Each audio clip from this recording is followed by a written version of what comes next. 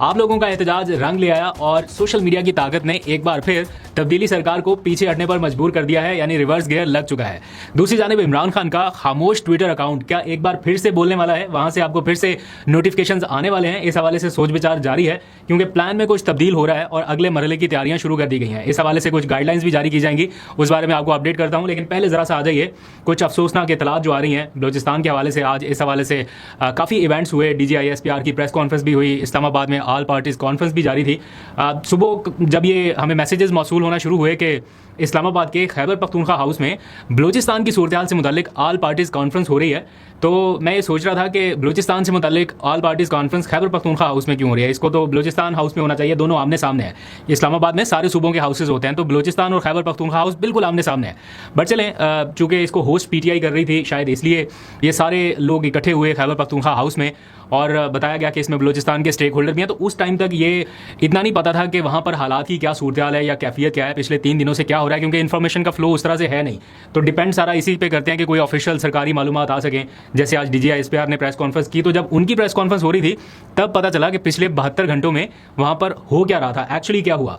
और उसके नतीजे में जो अब तक इतलात आई हैं वो कोई हौसला अफजा नहीं है। बहुत नुकसान हो गया, ऑल्दो के दहशतगर्द भी मारे गए, लेकिन 3 दिनों में दहशतगर्दी के 3 वाक़यात और उनमें 42 के करीब हमारे जो जवान हैं वो शहीद हो चुके हैं, जिनमें 11 फौजी एहलकार हैं और 27 वहाँ की पुलिस के, मुकामी पुलिस के एहलकार हैं। तो ये कोई छोटा नुकसान नहीं है, 42 का नंबर बहुत बड़ा नंबर है। ऑल्दो के 54 दहशतगर्द जो हैं वो भी हलाक किए गए, लेकिन फिर भी ये एक बहुत बड़ा नुकसान है। और इसके मुहर्रिकात क्या हैं, इसके बारे में भी तफसील से बताया गया कि इंडियन एलिमेंट है वहाँ पर, वहाँ से स्पॉन्सर्ड दहशतगर्दी या इस तरह की चीज़ें जो है वो हो रही हैं, BLA के लोग इन्वॉल्व हैं, सारी चीज़ें बताई गई।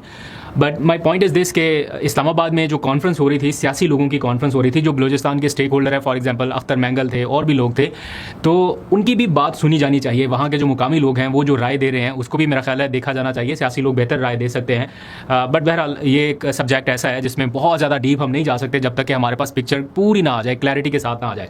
बहरहाल जो भी इतलात आई हैं, जो सिचुएशन हमारे सामने आई है, वो कोई बहुत हौसला अफजा नहीं है। लग रहा है कि वहाँ पर अमन अमान की सूरत हाल बरकरार है। अब आगे आ जाइए, ज़रा सियासी सूरत हाल पर बात करते हैं। आप लोगों ने पिछले चंद घंटों में सोशल मीडिया के ऊपर जो आवाज़ उठाई उसका नतीजा ये निकला कि सोशल मीडिया की ताकत के आगे तब्दीली सरकार को एक बार फिर मानना पड़ा कि फैसला आवाम का ही होगा। वो दो चीज़ों के ऊपर आके रुक जाते हैं, या वो कहते हैं आखिरी फैसला खान का या फिर आखिरी फैसला आवाम का। इन दोनों के आगे तब्दीली सरकार की नहीं चलती। तो ये हर बार प्रूव हुआ है, जब भी कोई चीज़ ऐसी हुई है कि अवामी सतह पर कोई एहतजाज हुआ तो फिर माना गया कि हाँ जी, आवाम की मर्जी और मंशा के बगैर नहीं चल सकते। तो जो एक मराद से मुतालिक बिल आ रहा था, हालांकि उससे कोई ऐसा नहीं था कि अवामी सतह पर कोई आवाम को बराह रास्त कोई उससे नुकसान पहुंचने का अंदेशा था या आवाम के हकूक जो हैं उन पर कोई कदगन लगाई जा रही थी, ऐसा कुछ नहीं था।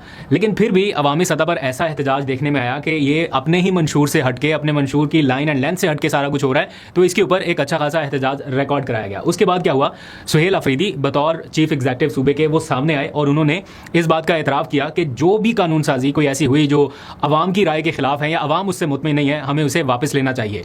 और कल हम तनकीद कर रहे थे तो आज तारीफ इसलिए भी बनती है कि उन्होंने आके ये नहीं कहा कि हाँ भाई किया है हमने, क्या कर लोगे, ऐसा रवैया नहीं अपनाया। जैसा पंजाब में एक जहाज़ के मामले पर एक रद्दमल सामने आया, त्यारा खरीदने के मामले पर जैसे कहा गया कि हाँ भाई ख़रीदा है, तो उस तरह से कोई रद्दमल नहीं दिया गया जो कि काबिल तारीफ़ है। और कहा गया कि हाँ जी, अगर आवाम राज़ी नहीं है तो हम इसको वापस लेने के लिए तैयार हैं। स्पीकर से उनकी मुलाकात हुई सुहेल अफरीदी की और ये फैसला किया गया कि सारी जमातों के जो पार्लिमानी सरबराहान हैं उनको बिठा के ये देखा जाए कि अगर ये मराद गैर कानूनी है या इनमें एग्जैजरेशन हुई है, नहीं होनी चाहिए, तो इसको वापस लिया जाएगा। बाबर सलीम सवाती साहब से मैंने ये कहा है कि आप तमाम पार्लिमानी लीडर्स को बिठाएं सूबाई असम्बली के, और जिस चीज़ पर आवाम मुतमईन नहीं है, जिस पर हमारी सहाफ़ी बरादरी मुतमईन नहीं है, उनको रिव्यू किया जाए। क्योंकि खैबर पख्तूनख्वा पूरे पाकिस्तान में वाहिद असम्बली है यहाँ के पार्लियामेंटेरियन जो अवामी ताकत से आई हैं, अवाम ने वोट दिया है।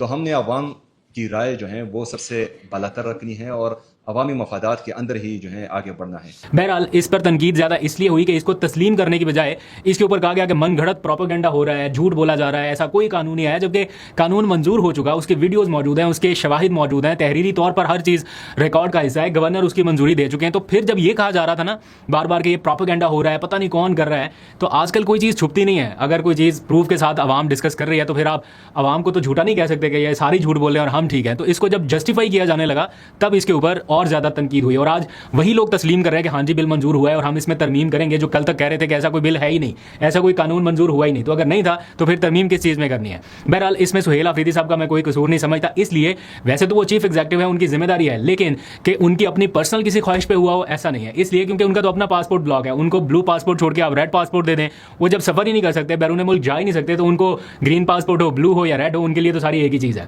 तो ये सारी सिचुएशन है। बहरहाल देर आए दुरुस्त आए, अच्छा फैसला किया उन्होंने कि आवाम की मर्जी के आगे उन्होंने ये कोई जिद नहीं की कि हम इसको वापस नहीं करेंगे या इसके ऊपर उन्होंने कोई अपनी अना का मसला बना लिया हो, इसको रिवर्स करने की तरफ वो जा रहे हैं। अच्छा, दिलचस्प बात इस सारे मामले में पता क्या है कि जो लोग जिन्होंने इस बिल की मंजूरी के हक में वोट दिया, फॉर एग्जांपल पीएमएलएन के रहनुमा यानी पीटीआई की जो ऑपोजिशन है वहां पर, आज वो लोग भी आके प्रेस कॉन्फ्रेंस कर रहे थे। पहले उन्होंने, जलाल खान है फॉर एग्जांपल, उन्होंने पहले ट्वीट किया, उन्होंने कहा कि नहीं इसमें पूरी उन्होंने हुकूमत की साइड ली, यानी पीटीआई की साइड ली कि इसमें कोई नई चीज़ नहीं है, कुछ भी नहीं है, उन्होंने जस्टिफाई किया। लेकिन जब उनकी अपनी जमात के इख्तियार वली खान साहब प्रेस कॉन्फ्रेंस करने आए पीटीआई के खिलाफ, तो वो उनके साथ बैठ गए और इस सारे बिल के खिलाफ उन्होंने प्रेस कॉन्फ्रेंस कर दी। भाई अगर खिलाफ ही थे तो फिर असेंबली में वोट क्यों दिया? आपके अपने लोगों ने वोट दिया होगा ना, तभी तो मंजूर हुआ।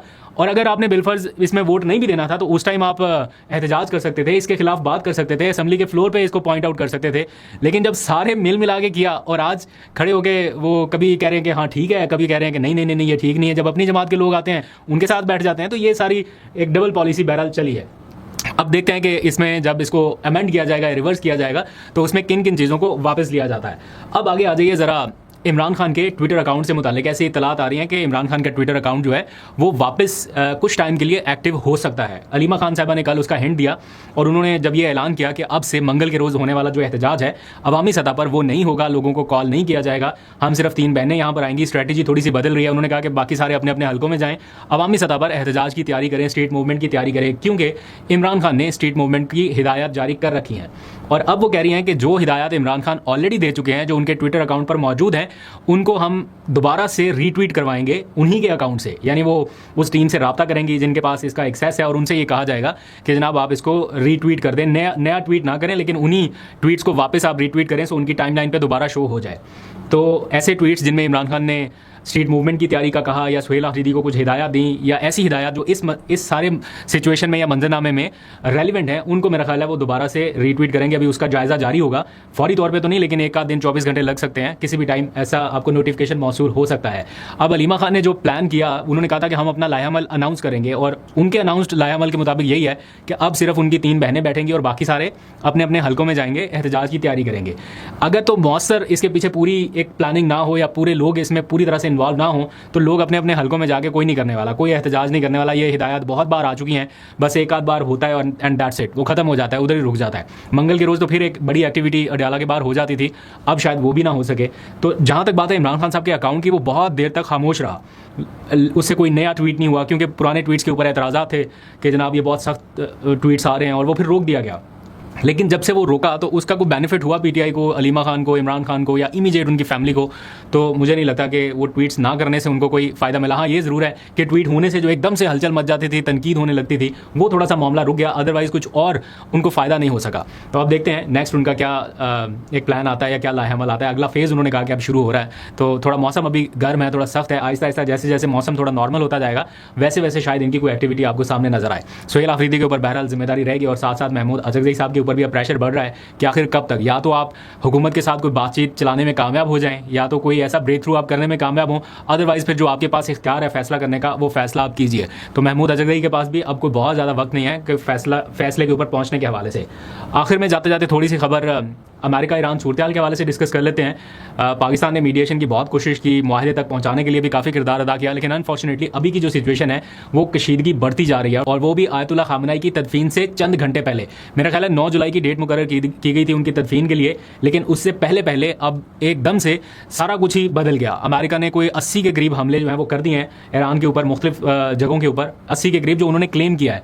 और फिर ईरान की जानिब से जो जवाबी कार्रवाइयाँ हैं वो भी कुवैत में और जो मुतलका आसपास के ममालिक हैं जहाँ से उनको लगता है कि हमारे खिलाफ हमले हो रहे हैं, वहाँ उनको वो निशाना बना रहे हैं। तो आज तो ट्रंप की जानिब से बाकायदा ऐलान कर दिया गया कि वो सीज़ फायर, वो जो मुआहिदा था, वो जो हमले रोके गए थे, वो सारा कुछ ख़त्म हो गया। वो कहते हैं अब मैं इनके साथ डील करना ही नहीं चाहता ईरानियों के साथ। उन्होंने तो काफ़ी कुछ कह दिया, उनको बुरा भला भी कह दिया कि ये बीमार ज़हनियत के लोग हैं, इनमें कोई क़यादत नहीं है, सारे ख़त्म हो गए ये वो। तो उन्होंने कहा कि अब हम इनसे सख्ती से निपटेंगे। और साथ ही उन्होंने जो तेल की फ़रोख्त पर आयद पाबंदी आर्जी तौर पर हटा ली थी, उसका निफाज वापस कर दिया गया है, यानी वो पाबंदी दोबारा लगा दी गई है कि ईरान अब अपना तेल फ़रोख्त नहीं कर सकता। इस ऐलान के फ़ौरन बाद या इन हमलों के फ़ौरन बाद आलमी मार्केट में तेल की कीमतें तकरीबन 6% तक बढ़ चुकी हैं और आने वाले दिनों में एक बार फिर से ये तेल की कीमतें बढ़ने का खदशा है। तो पाकिस्तान में जो आहिस्ता आहिस्ता हम देख रहे थे कि अल्लाह अल्लाह करके क्योंकि कीमतें कम होने की तरफ आ रही थी, वो एक बार फिर से रुक जाएंगी और ये आलमी असर जो है यकीनन हम पाकिस्तानियों पर भी पड़ेगा। ये पता नहीं जंग कब खत्म होगी, लेकिन ये सारी सिचुएशन अभी तक बरकरार है।